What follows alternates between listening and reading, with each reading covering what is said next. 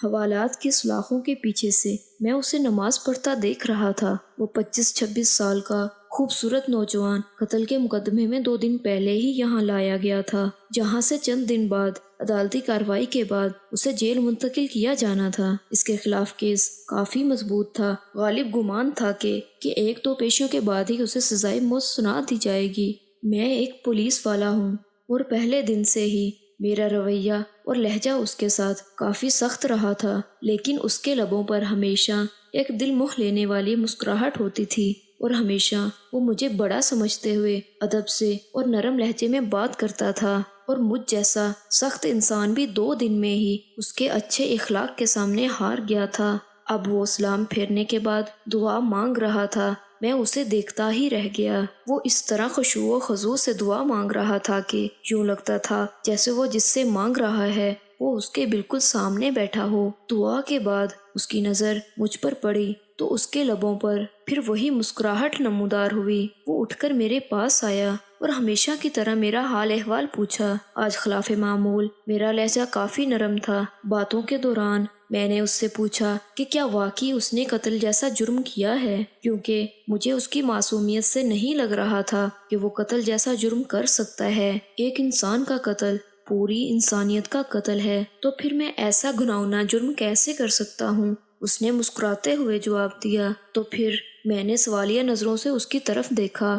جب اللہ اس دنیا میں کسی کو اختیارات دیتا ہے نا، تو اکثر لوگ بھول جاتے ہیں کہ یہ اختیارات اللہ کی طرف سے امانت ہیں۔ وہ ان سب کو اپنا کمال اور حق سمجھ بیٹھتے ہیں۔ میرے ساتھ بھی ایسا ہی ہوا۔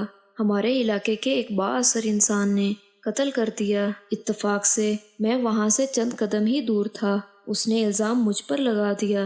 جھوٹے گواہ بھی تیار کر لیے گئے اور میں یہاں آ گیا۔ مجھے دکھ سا ہوا۔ تو تمہارے گھر والوں نے کچھ نہیں کیا؟ گھر والوں نے اپنی سی کوشش کی، لیکن وہی بات، اس معاشرے میں لوگ بھی ڈر کے مارے اسی کا ساتھ دیتے ہیں جو طاقتور ہو۔ وہ پھر سے مسکرایا تھا۔ مجھے اس کے سکون کو دیکھ کر حیرت ہوئی۔ تمہیں ڈر نہیں لگتا کہ ہو سکتا ہے کچھ دنوں تک تمہیں موت کی سزا سنا دی جائے؟ انشاءاللہ مجھے کچھ نہیں ہوگا۔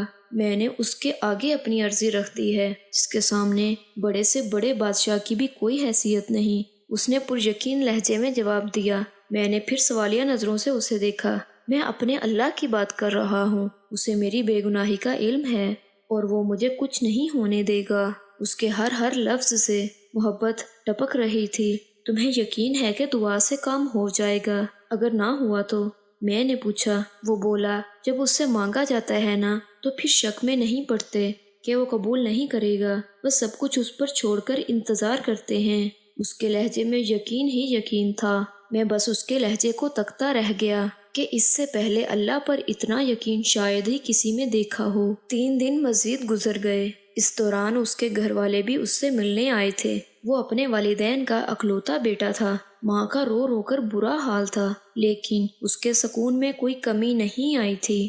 وہ مسلسل سمجھاتا رہا کہ میں نے اللہ کے سامنے عرضی رکھ دی ہے، اسے پتا ہے میں بے گناہ ہوں، دیکھ لیجئے گا، وہ مجھے کچھ نہیں ہونے دے گا۔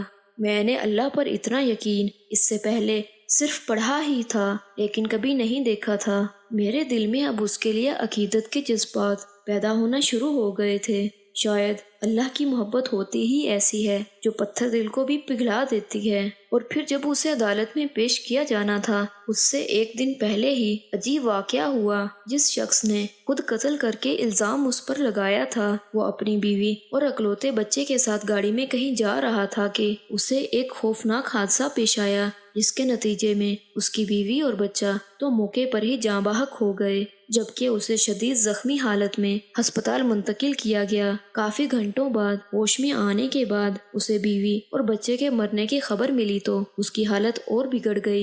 اسی جان کنی کے عالم میں اسے کچھ یاد آیا۔ اس نے چیخ کر قریب موجود ڈاکٹر کو اس کی ویڈیو بنانے کا کہا۔ بار بار اصرار پر ڈاکٹر نے نرس کو ویڈیو بنانے کا اشارہ کیا تو اس نے ویڈیو میں بڑی مشکل سے اپنے جرم کا اعتراف کیا اور اس نوجوان کو بے گناہ قرار دے کر ہاتھ جوڑ کر معافی بھی مانگی۔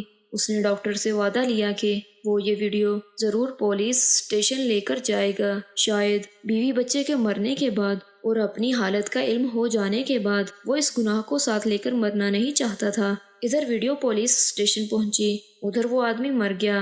آج عدالت میں اس کی پیشی تھی۔ عدالت کے سامنے اس کی بے گناہی کا ناقابل تردید ثبوت ویڈیو کی شکل میں موجود تھا، لہٰذا اسے باعزت بری کر دیا گیا۔ میں کمرہ عدالت میں کھڑا گمسم سا سوچ رہا تھا کہ اللہ اپنے بندوں کی جو صحیح معنوں میں اس پر ایمان لاتے ہیں ان کی ایسے بھی مدد کر سکتا ہے۔ اس کی ہتھکڑیاں کھول دی گئی تھیں، ماں روتے ہوئے اس سے لپٹ گئی تھی، باپ کی آنکھوں میں بھی آنسو تھے، آج اس کی آنکھوں میں بھی آنسو تھے، شاید اس وجہ سے کہ اللہ نے اسے ان حالات میں تنہا نہیں چھوڑا تھا اور اس طرح سے اس کی مدد کی تھی جس کا کسی کو وہم و گمان تک نہ تھا۔ اور مجھے یاد ہے مجھ سے ملنے کے بعد جب وہ جانے لگا تھا تو میں نے اس سے کہا تھا کہ وہ کوئی ایسی بات بتا کر جائے جسے میں ہمیشہ یاد رکھوں، تو اس کے الفاظ تھے، اللہ سے بڑھ کر کوئی ہمدرد اور دوست نہیں، جب بھی کوئی مشکل پیش آئے اسی سے مانگیں اور پھر یقین بھی رکھیں کہ وہ قبول کرے گا۔ وہ محض کسی سوچ یا تصور کا نام تو ہے نہیں، بلکہ وہ تو ایک زندہ حقیقت ہے۔ وہ اس وقت بھی ہمارے ساتھ ہے، شاہ رگ سے بھی قریب۔